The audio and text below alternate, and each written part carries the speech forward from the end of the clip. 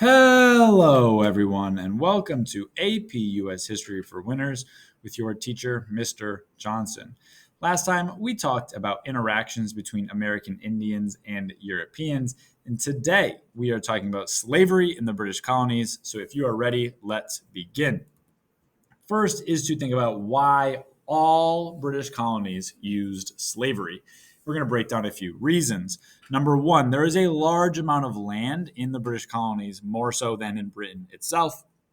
And all this land is going to need people to work on it. So there's a high demand for laborers, and it can't be filled entirely through immigration or British colonists. Second, there is a large European demand for colonial goods. So the products that are made in the colonies, Europe really wants those, especially things like tobacco. And so because there's a lot of land to grow these crops and because there's people want more and more and more of these crops and these goods, there's going to be an incentive for them to use more slavery to get more of these crops and to get more of these goods. Third, a shortage of indentured servants. So if you remember, before Bacon's Rebellion, a lot of the labor force in the British colonies was indentured servants. But then Bacon's Rebellion happens. It's a rebellion of indentured servants. And the effect of that is that there is going to use a less indentured servants and they're going to use more African slavery because they felt that it was easier to control African slaves and prevent rebellion.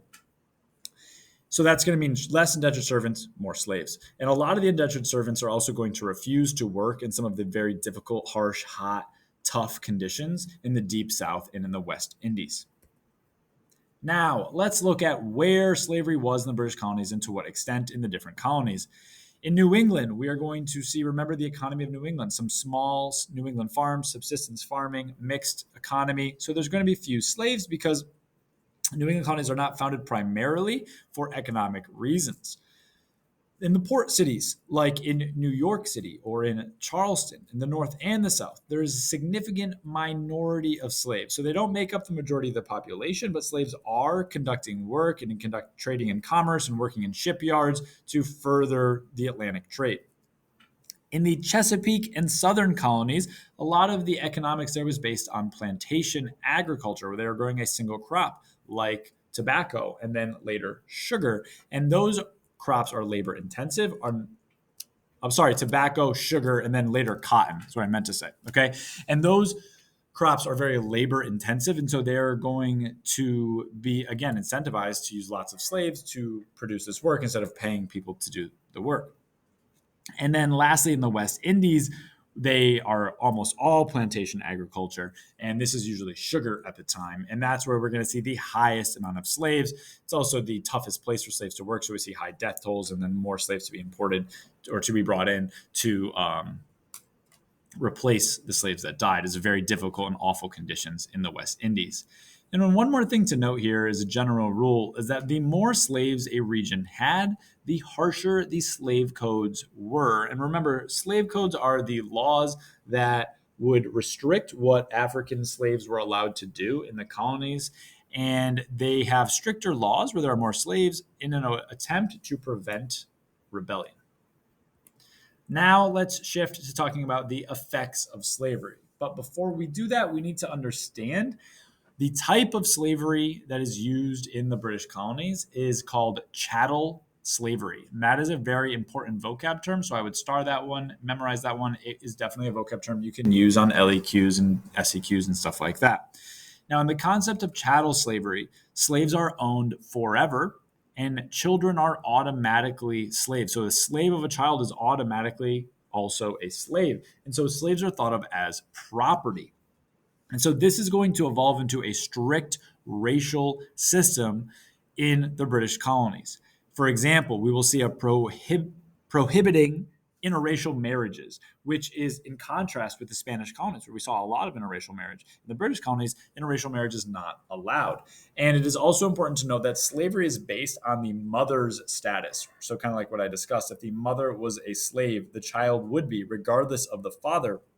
So if a slave owner and a slave have a child, which happens plenty of times throughout history, and we'll learn about some famous cases of that in this class, the child would also be a slave.